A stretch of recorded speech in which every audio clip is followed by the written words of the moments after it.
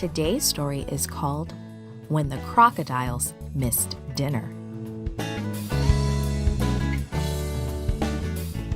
The memory verse is from Psalm 150, verse 6. It says, "Let everything that has breath praise the Lord." Today's message is we worship God when we thank Him for His protection.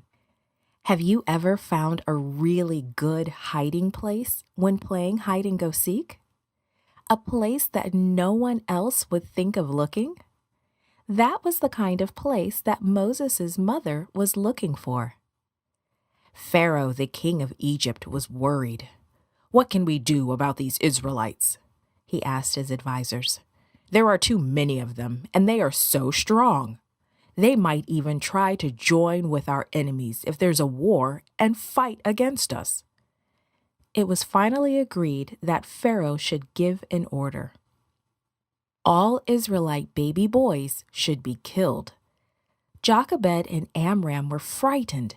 They did not want their baby to die, so they decided to hide him.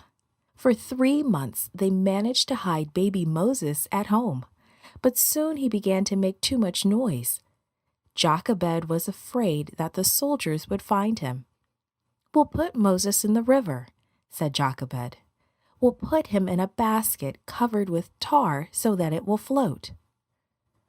I will watch nearby and make sure nothing happens to the basket," Miriam, Moses' big sister, may have said. Jochebed carried her son to the river in his basket. She placed the basket into the water where the reeds grew so that the basket couldn't float away. Miriam watched the little basket to be sure her brother was safe inside, and Jochebed prayed that God would protect Moses. When Pharaoh's daughter came to the river to bathe, she saw the basket. "What is that in the reeds?" she asked her servants. "Please, bring it to me." Soon the basket was delivered to the princess. She lifted the lid and looked inside, and baby Moses began to cry. The princess smiled and said, "This is one of the Hebrew babies. I will not let him die like the rest. I will keep him and bring him up as my own son." Miriam heard. She hurried to the princess and asked, "Would you like me to find a Hebrew woman to take care of him for you?" "Yes, please. That would be good," said the princess. Miriam ran quickly and got her mother. When Jochebed arrived, the princess smiled.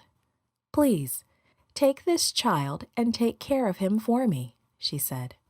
"I will pay you well, and I will send for him when he is older." Jochebed was so happy. They could keep their baby, and they would even be paid for taking care of him. "This is a miracle," declared Amram. "God must have a plan for this baby." "Yes," Jochebed replied. "We will teach him everything we know about the God of heaven.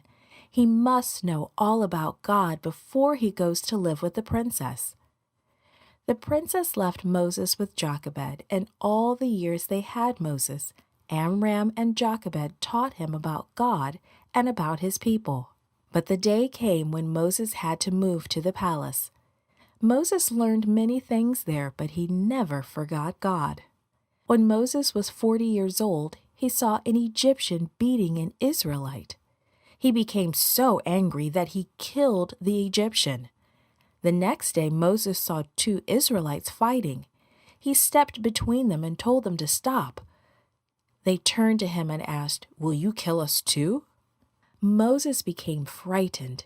He had done a terrible thing by killing the Egyptian, and Pharaoh might have him put to death because of it. So Moses ran away to the land of Midian. God was still with him and protected him. God had a special work for Moses to do. Time in the wilderness of Midian would help prepare Moses for that work.